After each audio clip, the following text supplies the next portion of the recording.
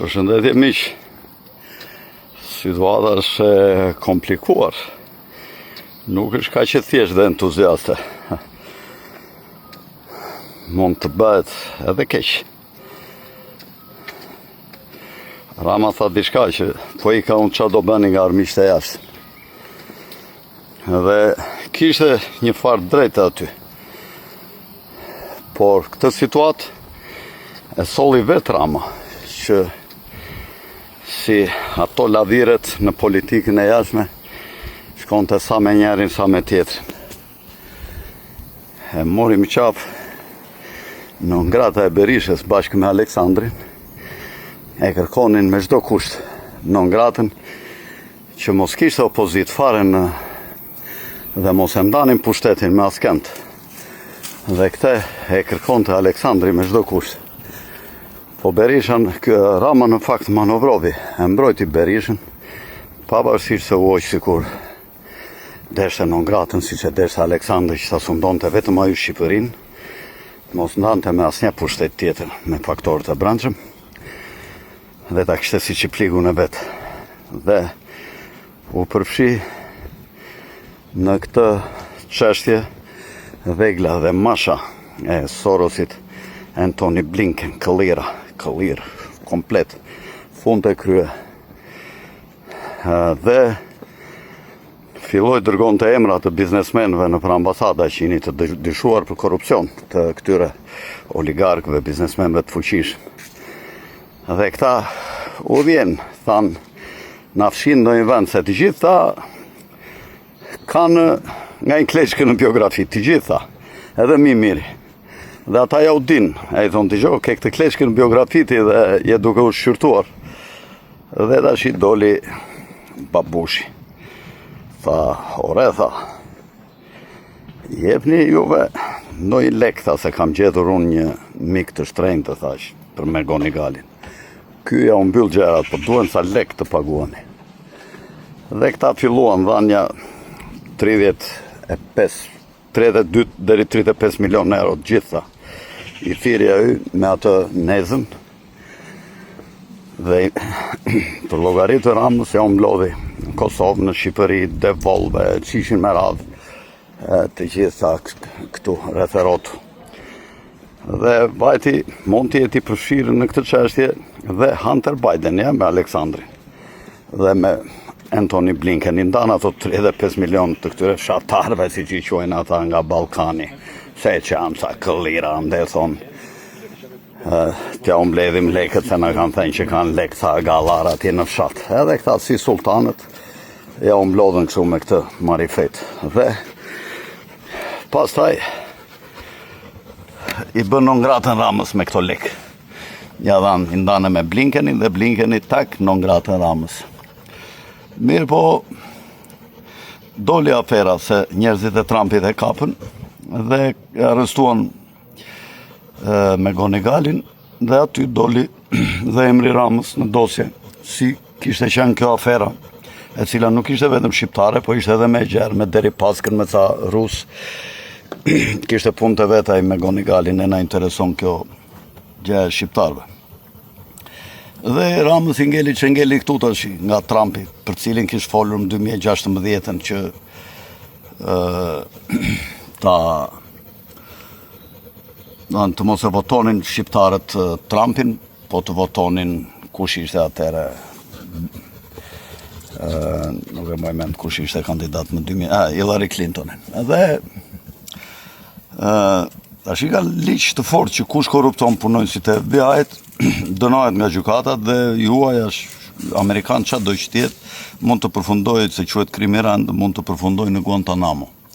Dhe Rama kërcënoheshe me Guantanamo. Dhe pas erdhjes rikthimit të Trumpit në 2024, ky mendoi tash që Trumpi ishte zoti botës dhe i kthevi kurrizin Sorosit Aleksandrit dhe u lidh me dy mënyra, në 2018 nëpërmjet grekëve, nëpërmjet Nicolas Gage, u lidh me grekët, të cilët i thanë do të mbyllim ne dosjen, Po me kush korridoret energjetike që kërkon të ExxonMobil të kalon të nga Durrësi dhe Vlora për në veri të Ballkanit dhe për në Evropën qendrore, si dhe për në lindjet të Ballkanit, për në Bullgari, Rumani, Hungari, në qikë më në qendër, to kalonin korridoret energjetike, rjetet e gazit nëpërmjet Shqipërisë, e cilat sigurisht që to të fitonte për metër kub gaz për kilometër, si që janë ato çmimet, ndyshe me tavan. Dhe kyta që i kaloj ande dhe këta lobuan lobi grek që të mbyllesh e çështja e këtij me Gonigal. Dhe më pas kjo ofrua dhe me sionistat nëpërmjet Gerald Kushnerit dhe nëpërmjet atyre këshilltarëve të vet që kishte pasur vazhdimisht, qoftë ke Sorosi, qoftë ke në Shtetet e Bashkuara, dhe u ofrua shumë edhe me sionistët si një tabel valvull, do më thënë sigurie për punën e vetë, dhe ata i kërkuan qikësi shumë, po kjo u dha, sepse e kishte kokën në mors. I thanë ata duam të, ja ku i kini, dhe kjo ka bërë marrëveshje dhe marrëveshje të fsheta. Parlamenti ka kaluar në dijenin time në fshetësi votimin e Ishullit Sazanit, dhe shtratëti kombëtare nëse është kështu, dhe nga Berisha dhe nga Rama, dhe të gjithë ata deputet duhet hyrë në burg nëse kanë firmosur që t'ja falin Kushnerit, qoftë edhe Zoti tjetë, po t'ja falin dënohen. Ajo tokë është e shqiptarëve dhe është qendër strategjike dhe Shqipëria është një urë, s'është as lindje as perëndim siç ishte Ramizi, dhe ne duhet ta ruajmë këtë status që ta kemi mirë dhe me lindjen dhe me perëndimin. Sa herë që ata të jenë në konflikt, ne të mos i shërbejmë asnjëherë palës tjetër. Dhe tashi kryengritja e rebelimi është antisionist. Jo në vetvete si ideologji, se ne s'na intereson se çfarë bën ata në lindjet mesme, ne duam që ata të kenë paqe, por nëse ata duan të kenë luftë, barkun le të çajnë me njëri tjetrin, kështu kanë bërë ata 2000 vjet, 3000 vjet në histori me njëri tjetrin e mbrar, popull semit janë, ne s'kemi çfarë të bëjmë. Janë zona që kanë qenë në luftë, janë në luftë, do të jenë në mënyrë të përjetshme në luftë ato territore. Se kush kontrollon aty zonën e Izraelit, në fakt kontrollon tërë botën, kush kontrollon planin e Jeruzalemit, që është rreth 800 metrë mbi nivelin e detit dhe kontrollon gjitha hapësirat rreth rrotull, është një qendër ku kalojnë vijat lej dhe shumë e rëndësishme sepse quhet si mezi i botës. Dhe populli është ngritur për sovranitet, përveç se për kushtet e jetesë. Qofse Rama është sjellë si një mbret gjithë to vite dora dorës me kalimin e viteve. Për sa kohë që ai ruante sovranitetin dhe që kishte një plak debil përballë si Berisha, që s'kupton lojën, shqiptarët do vazhdonin ta votonin. Por ata nuk e falin edhe baba, po të ishte qofse fal tokat tuajve, shqiptari nuk të fal. I ka mbrojtur me gjak, nuk e ka dhënë një kristaqi baba dhe gjyshi i Ramës që i fal tuajve. Shqiptarët nuk të falin, vetëm për tokën. E ka mbrojtur me gjak, kanë derdhur lumen gjaku dhe male me eshtra, kanë rënë për të mbrojtur të toka dhe s'ka bëkë që t'ja u marrë tokat shqiptarëve. Sionistët, popujt e tyre i kemi shkelur me këmbën e shqiptarët, niprit e Aleksandrit, niprit e sundimtarëve të Egjiptit, qoftë të lashtë, qoftë modernit, një tjetër, qoftë të Egjiptit modern. Me Ibrahim Aliun e ka mbajtur 14 vjetë, këta shuraqët qofot bënin shurën para shqiptarëve. Tash i do na marrin tokat ne këta, pse kemi dekur neve të na i marrin, s'ka bëket na i marr tokat neve shqiptarëve. Na i morën njerë në 2013, na ngushtuan, se këta kanë qenë, Rothschildët kanë qenë që organizuan gjithçka vetëm për të na goditur ne, sepse nuk teshi një popull të fuqishëm aty afër me zeu. Po tash i bollme se populli shqiptar kanë ndërgjegje shumë të lartë, nuk mund ta shuajnë tër popullin ton. Tash i rreziku ekziston. Kjo është qëllimi kryesor i kësaj interviste, këta do përpiqen ta mbajnë Ramën dhe me forcë, madje kanë sjellë edhe forca speciale, ka hyrë Mossadi e kështu, po ku pyesim ne as për Mossad, as për po e ndam trurin që do bëhet, një gjë do bëhet se s'bën. As për CIA, as për shërbimet e tjera sekrete të lindjes ruse. Shqiptarët po ju hap syri tret, s'ka kush i mban me, kur janë drejt në tyre. Ne si bjem qafas një populli tjetër. Dhe këta tash qofse bie Rama dhe vjen një qeveri nacionaliste, jo kjo qeveria e këtyre sorosianëve, Qori, Lapaj, ajo Altin Goxhaj, tërë këta janë sorosianë. Po bën skuzien Kristi Pinderi, ku e diun LGTB-s. Aty në shesh 99.99% janë nacionalist atdetar, të cilët kanë dalë kundër imperializmit, kundër sionizmit. Politika idiote e Trumpit e bëri një nga popujt më pro-amerikan, e futi në tension me Shtetet e Bashkuara, por populli shqiptar e kupton që populli amerikan dhe qeveritë amerikane në përgjithësi kanë qenë mike dhe luajale me popullin shqiptar, ka treguar historia edhe në luftën e parë botërore, mbas luftës parë botërore me presidentin Wilson, kur CFR-ja, Council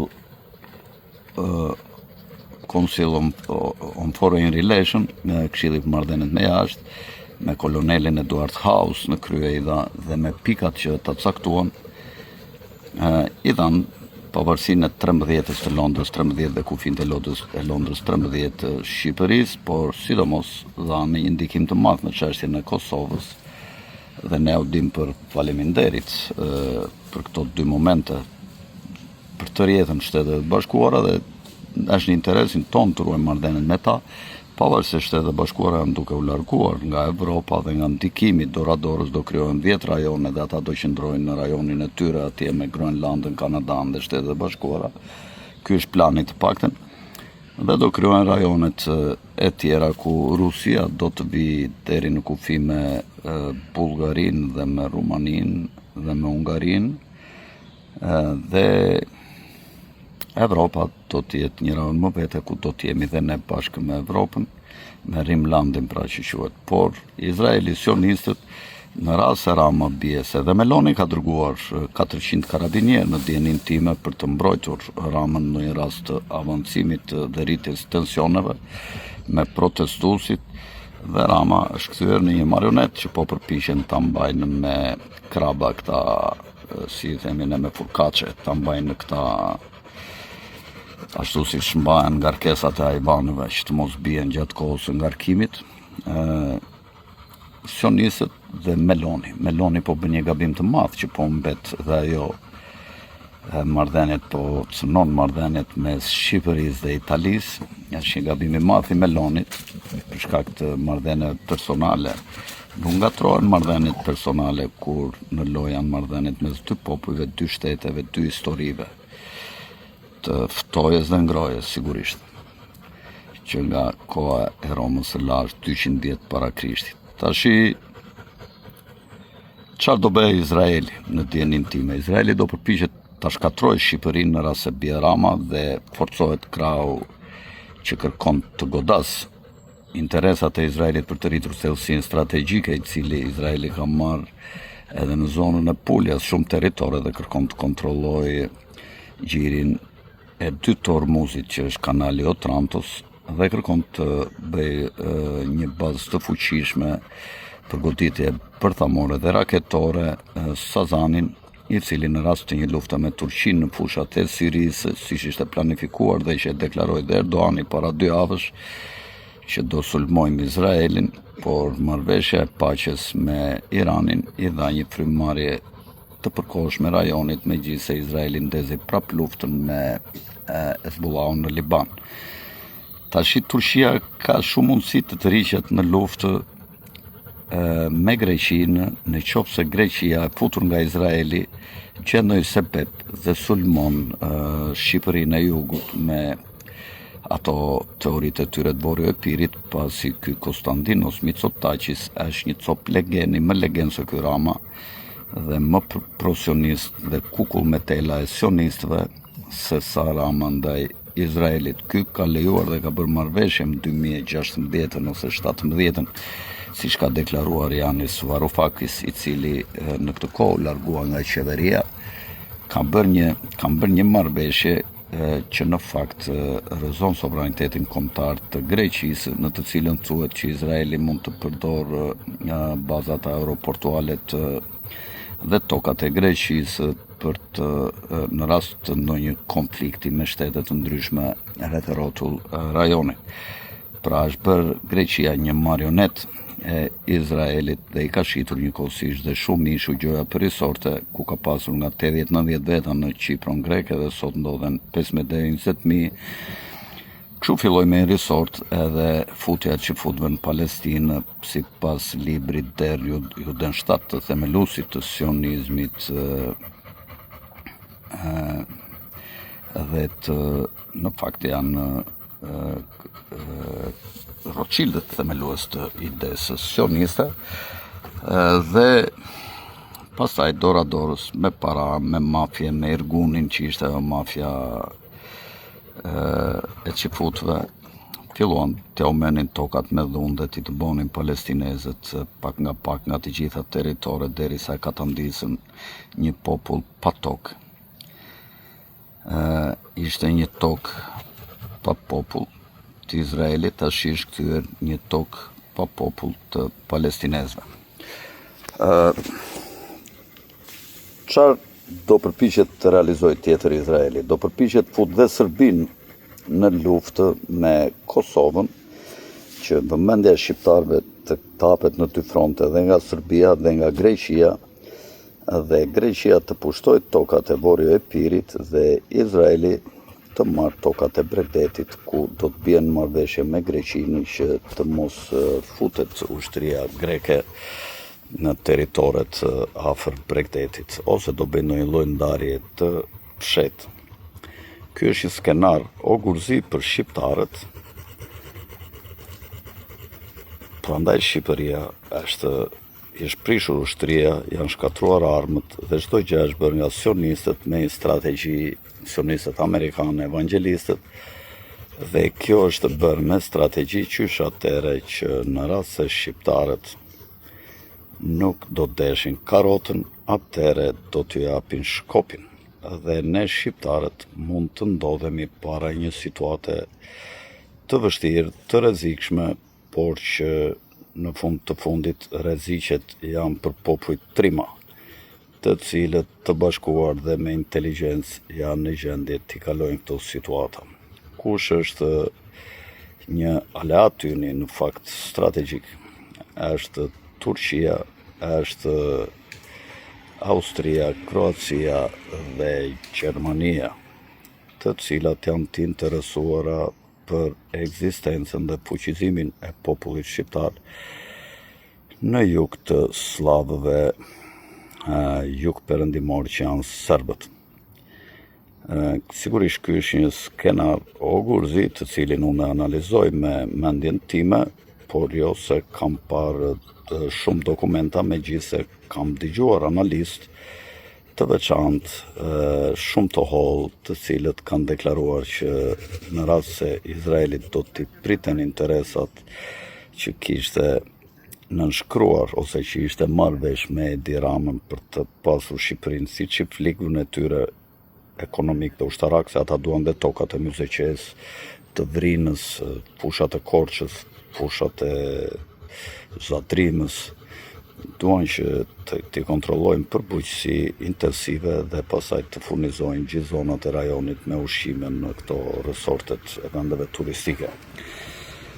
E rëndësishme është që aty në